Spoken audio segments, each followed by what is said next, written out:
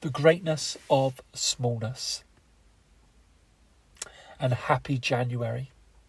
This is the second part of Thoughts by Jonathan Foreman.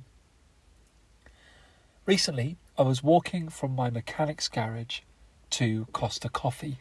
The reason for the walk was an issue with my exhaust which needed fixing.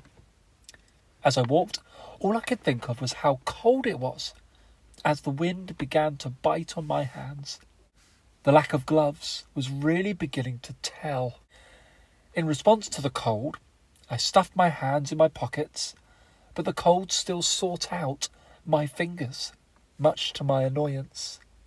Yet, as I walked through the park, sticking to the frosty path, I began to hear a lovely sound, the soft crunch of my boots on the frosty path. This sound brought back memories of my walks to school with family and later with friends. As I walked, I saw the sky that was clear blue for miles and miles. Then I noticed my breath as my body filled with oxygen, enabling me to walk the path in front of me.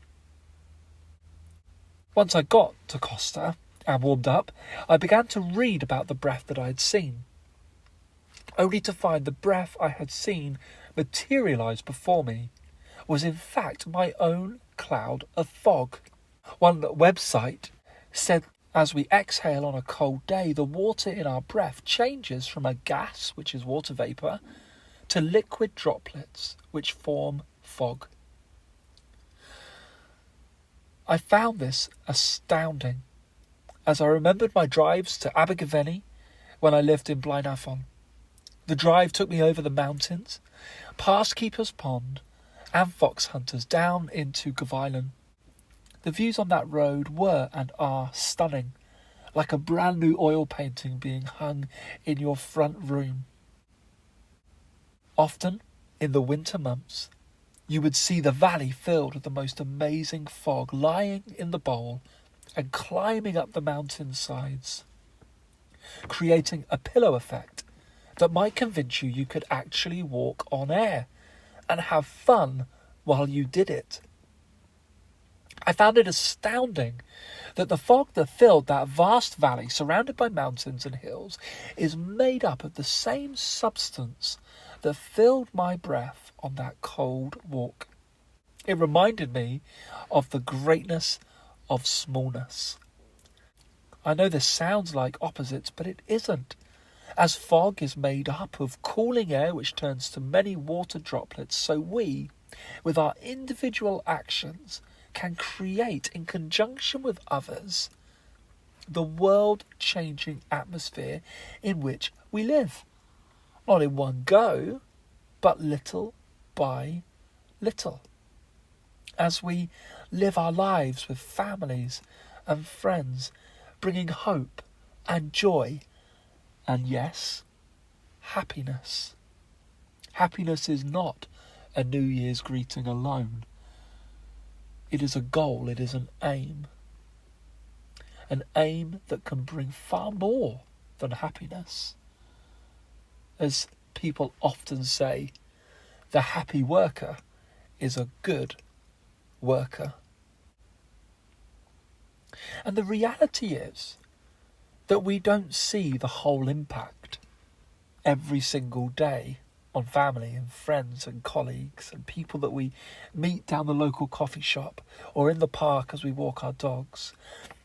But occasionally we can step back and see the whole valley transformed as we play our part with all those around us. For that valley was filled up with fog, just like the fog that was created when I breathed in and breathed out. It's hard to know where to begin to bring change in our world. But here is one place I find helpful to bring change.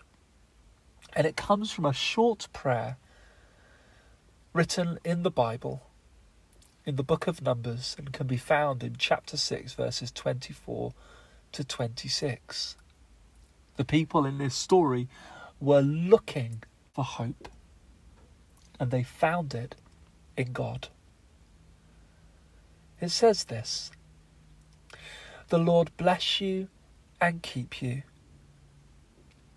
The Lord make his face shine on you and be gracious to you. The Lord turn his face towards you and give you peace." So today, as you take a breath and breathe out, remember the little actions that can lead to great things. Tune in next month for Happy February. I will be there with a big smile on my face, looking forward to what we will discover together. Thank you.